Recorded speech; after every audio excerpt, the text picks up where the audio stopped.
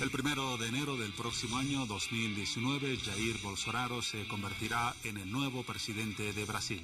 Sepultará así y pondrá en el archivo de la historia 13 años de gobierno de izquierda y 2 de un gobierno, el actual, con un matiz más centrista.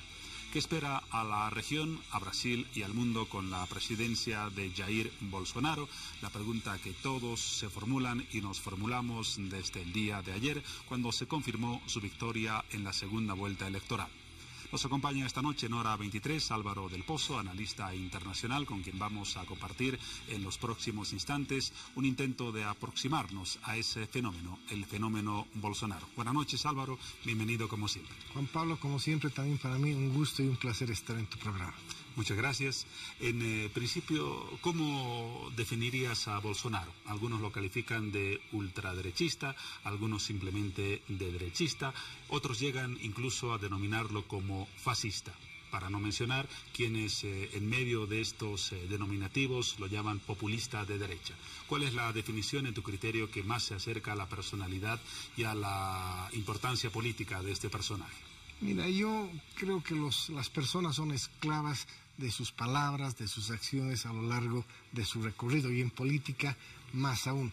Creo que Bolsonaro ha tenido una serie de acciones, de presencia en la política brasileña que lo ubicaban casi como un representante del fascismo en el Brasil. En la campaña él ha tratado un poco de alejarse de esa visión con un discurso mucho más centrado. Yo lo calificaría, de todas las que tú me has mencionado, como un populista de derecha, más o menos una imagen similar a la del presidente Trump en Estados Unidos. Ha utilizado armas que antes no eran de la política clásica brasilera, las redes, por ejemplo. Ha desechado la televisión, de alguna manera, los debates, no ha participado en los debates.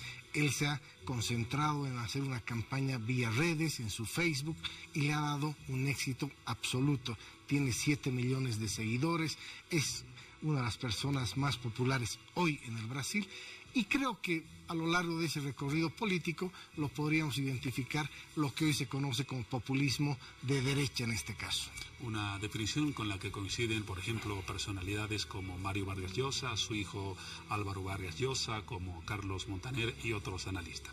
Ese, entonces, el punto de partida para definir a Bolsonaro. Las razones de su victoria. Se mencionaba, por una parte, quizás como la más importante, el hastío con el periodo de corrupción del Partido de los Trabajadores de Brasil. ¿Será esa más el discurso agresivo de Bolsonaro los factores que determinaron su victoria? Sí, un elemento clave, ese hastío. La sociedad brasileña se cansó, se agotó de un sistema corrupto, carcomido por la corrupción. No había un político en el Brasil, para ponerlo en términos casi un poco exagerados, que no haya estado vinculado a un proceso de corrupción, Lava Jato, cualquiera de los que hemos visto a lo largo de estos 2 últimos años. Por lo tanto, este hombre se presenta de esa manera. Creo que el hastío, el discurso de un liderazgo fuerte, es decir, de dar soluciones con fortaleza a problemas de la sociedad. La inseguridad en el Brasil es terrible, tenemos entre 60 y 63 mil homicidios por año, la sociedad brasileña realmente vive con temor, y este hombre representa un liderazgo de fuerza exmilitar que va a combatir ojo por ojo a la delincuencia, lo ha mencionado, incluso va a dar libertad de alguna manera para el uso de armas en esta lucha contra la delincuencia organizada. Por lo tanto, esos 2 factores para empezar. Y había unas encuestas que determinaban que más o menos el 30% de los votantes de Bolsonaro votaron por ese agotamiento del PT, y otro tanto similar porque la sociedad brasileña quería renovación a partir de cualquier otra propuesta que no sea el PT. Esos 13 años de alguna manera marcaron un Brasil diferente, con sus luces y sombras, pero la gente del Brasil hoy ha votado en contra de esa opción más que a favor de Bolsonaro. Creo que hay un importante contenido de un voto contra lo que ha significado el PT estos 3 años, más que por las cualidades que Bolsonaro presenta. Ahora, en general, en la mayor parte de los medios internacionales se ha recibido la noticia de la victoria confirmada de Bolsonaro con cierto pesimismo. La Deutsche Welle, el medio estatal de Alemania, por ejemplo, decía en un titular: se cae la noche sobre Brasil. ¿Deberíamos ser tan pesimistas sobre lo que va a ofrecer Bolsonaro como presidente de Brasil en los próximos años? Hay una línea en los medios de comunicación que han tratado de darle esa etiqueta, recordando todos sus dichos y sus frases célebres, por ponerle un nombre.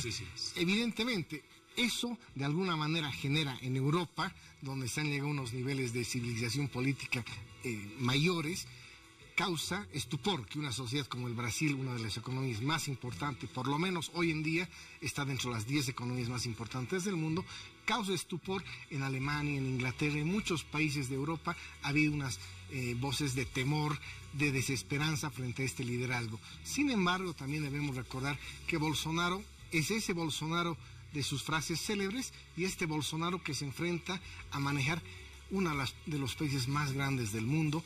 Por lo tanto, quizá haya un divorcio en lo que se dijo en su momento y en lo que tenga que hacer ya de manera efectiva en la responsabilidad de gobernar este país poderoso. Incluso en las primeras entrevistas que dio tras la victoria de ayer, solamente a 4 canales de televisión próximos a su línea ideológica, ha sido algo más moderado que en los últimos meses de campaña.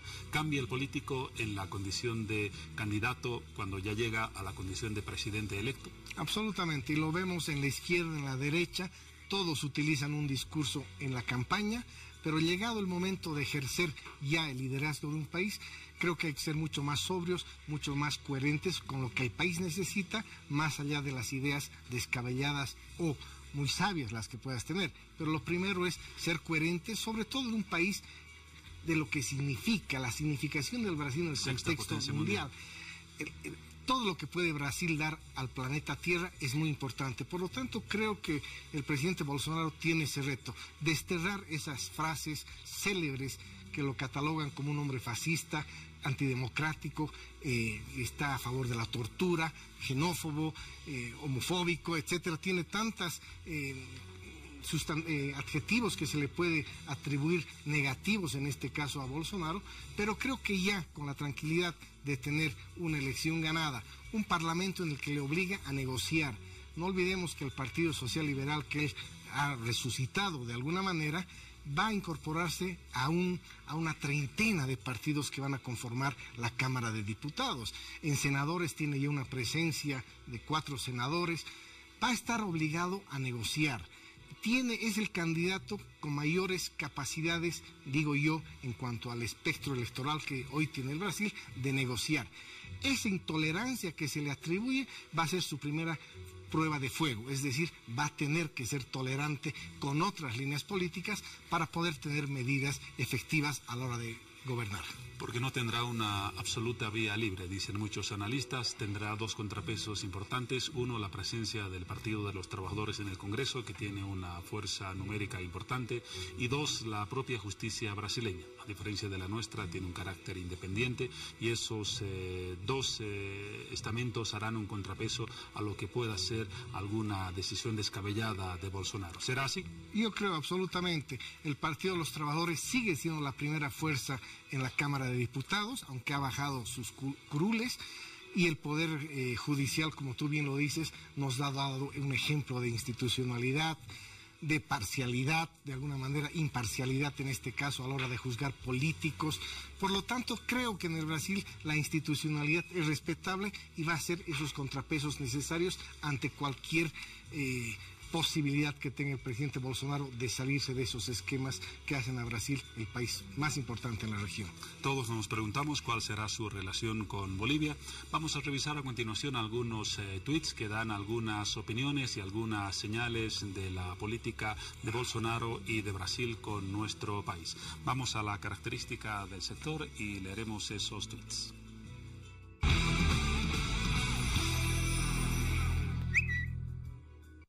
Por ejemplo, el presidente de Chile, Sebastián Piñera, ha escrito: hoy tuve una franca y útil conversación con el presidente electo de Brasil, Jair Bolsonaro, y nos confirmó que visitará Chile. Brasil es un país continente e importante aliado estratégico. Hablamos del Tratado de Libre Comercio y del corredor bioceánico que unirá el Atlántico con puertos chilenos en el Pacífico. A prestar atención a este tema. Otro punto de vista, el de Julio Aliaga Lairana, en relación a lo anterior. Él comentó: la triangulación entre Bolsonaro, Macri y Piñera será una tenaza dura sobre Morales Ayma.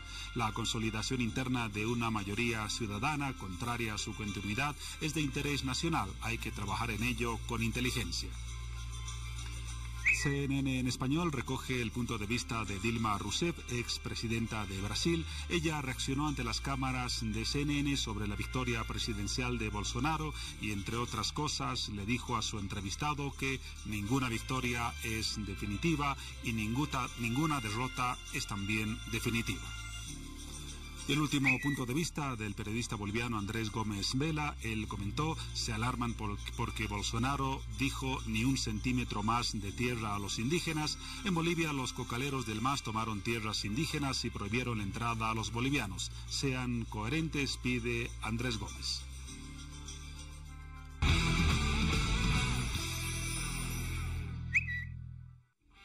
Álvaro, sobre el primer tuit, el hecho de que Chile sea el primer país que visite Bolsonaro nos da una idea de cuáles van a ser sus preferencias en la región. Y no deja de llamar la atención el hecho de que hablen con Piñera de un tren bioceánico. Se estará buscando poner a un lado a Bolivia del proyecto que quería partir de Santos en Brasil para llegar a Hilo en el tren bioceánico. Es llamativa la posición de Piñera. Desde el punto de vista chileno, una buena jugada. Ha dado el primer golpe de efecto, es decir, en esa relación chilena-brasilera. Es posible, yo quiero pensar positivamente, que Piñera va a apostar obviamente a este corredor bioceánico. Es importante para el Brasil, es importante para Chile, pero es también importante para todos los países que conformamos ese circuito. Tú decías muy bien, se hablaba de Santos Hilo. El presidente Piñera ya habla de los puertos chilenos. Yo no espero que Chile y Brasil en este caso tomen la decisión de apartar a Bolivia de este proyecto. Yo creo que más bien es el momento justamente de incorporar a todos estos países, que no solo va a ser Bolivia, Chile y Brasil, va a haber beneficio para Argentina, para Uruguay, para Paraguay y el Perú, por supuesto. Por lo tanto, creo que puede ser más bien el inicio de un liderazgo de Bolsonaro en la región. Piñera quiere ser parte de ese liderazgo, por lo tanto habrá que verlo por el momento con ojos positivos y que Bolivia va a estar inmersa en ese proyecto. De no ser así, estaríamos en grandes problemas si es que se pretende saltar el paso obligado que debería tener por Bolivia. Lo importante acá, yo quiero destacar que Bolsonaro, si bien se lo asemeja a la figura de Trump en Estados Unidos, quien ha buscado más un Estados Unidos de desarrollo de adentro, más que buscar alianzas afuera, creo que Bolsonaro va a tener una perspectiva de relacionarse con las grandes potencias, Estados Unidos, China, Japón, Inglaterra, las potencias occidentales y no occidentales, como en el caso de China, pero en la región va a tener mucho que decir y mucho que hacer. Bolsonaro se ha referido de manera insistente al tema de Venezuela, tanto por los refugiados como la situación política misma del presidente Maduro. Creo que el detalle importante de la presencia de Bolsonaro en la política latinoamericana se va a ver justamente reflejado en su relación con Venezuela, que va a ser muy tensionada, y me imagino que eso va a marcar una nueva estado de situación de la región frente al problema de Venezuela. Sabemos que en la OEA no se han logrado muchas de las aspiraciones de resoluciones que pretendían darle más democracia a Venezuela, pero ya con un Brasil mucho más activo que Temer o que Rousseff en su momento, puede cambiar la balanza significativamente. Por lo tanto, Bolivia, que entra ideológicamente en ese mismo combo, por así decirlo, puede también sufrir de alguna manera una relación tocada ya con el Brasil. Nosotros lamentablemente tenemos una relación muy gasificada con el Brasil. Nuestra máxima relación se impone en nuestra exportación del gas, que representa el 96% de nuestras exportaciones al Brasil. Si nosotros le quitaríamos el gas, realmente nuestro déficit comercial con el Brasil sería nefasto. Por lo tanto, estamos en una situación de una próxima renegociación del contrato del gas que cumple su periodo el próximo año, los más de 20 años casi de este contrato. Ahí vamos a tener que tener una relación diplomática del más alto nivel, no ideologizar. A nosotros nos conviene renovar ese contrato, subir los precios, quizá disminuir volúmenes, pero va a ser un momento muy tenso y muy complejo en la relación boliviano-brasilera. El déficit durante estos 3 años, no haber logrado otro tipo de relación que no sea esta gasificada a la que he mencionado. No hemos sido capaces de diversificar nuestra relación con el Brasil, ni con el presidente Lula, ni con Rousseff, ni con Temer. Hemos seguido de alguna manera concentrando nuestra agenda bilateral con la venta del gas. El gas es un recurso que se termina tarde o temprano, más aún cuando no tenemos estas reservas absolutamente certificadas, más allá de la última certificación de esta empresa canadiense. Por lo tanto, estamos ante un reto muy importante de tener un portavoz que abiertamente rechace el socialismo. Por lo tanto, esperemos que en ambos estados prime la coherencia, la sobriedad para encontrar beneficios a ambos países en esta venta del gas, que para el caso de Bolivia es muy importante. En relación a una palabra que acabas de mencionar, socialismo, con la derrota del Partido de los Trabajadores de Brasil, ha quedado para la anécdota de la historia el famoso socialismo del siglo XXI, de los iniciales fundadores Bolivia, Venezuela, Brasil, Ecuador, en parte Argentina. Ya solo quedan en el vecindario Venezuela y Bolivia. ¿Es el principio del fin o la extinción de este discurso político? Sí, como todo ciclo político, esta es una muestra más de que está concluyendo el anterior, ese llamado el socialismo del siglo XXI. Y en todas las sociedades donde se ha impuesto democráticamente la línea esta del socialismo del siglo XXI, ya han llegado a sus procesos de contradicción. Venezuela es el caso más patético, donde hay un presidente que no quiere reconocer la situación de crisis humanitaria en su país, cual sabemos todos los ciudadanos de este mundo, que la mejor salida en Venezuela es justamente la salida de Maduro, democratizar Venezuela, convocar unas elecciones transparentes, limpias, darle un respiro y sanear esa sociedad que tiene crisis en todos los ámbitos. Por lo tanto, es un parte de este ciclo que se acaba. Son pocos los países que quedan, pero es en política casi una ley que no tiene demostración en contrario. Por lo tanto, es cuestión de tiempo, estos procesos se acaban, se agotan, habrá que vivir el siguiente proceso que nos manda la actual realidad y por lo tanto esa es una realidad política y económica.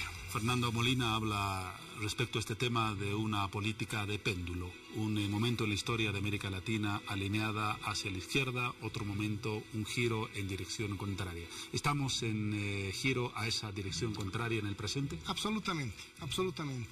Y dependiendo de las contradicciones que se han dado en cada sistema, la respuesta va a representar justamente lo que está pidiendo esa sociedad.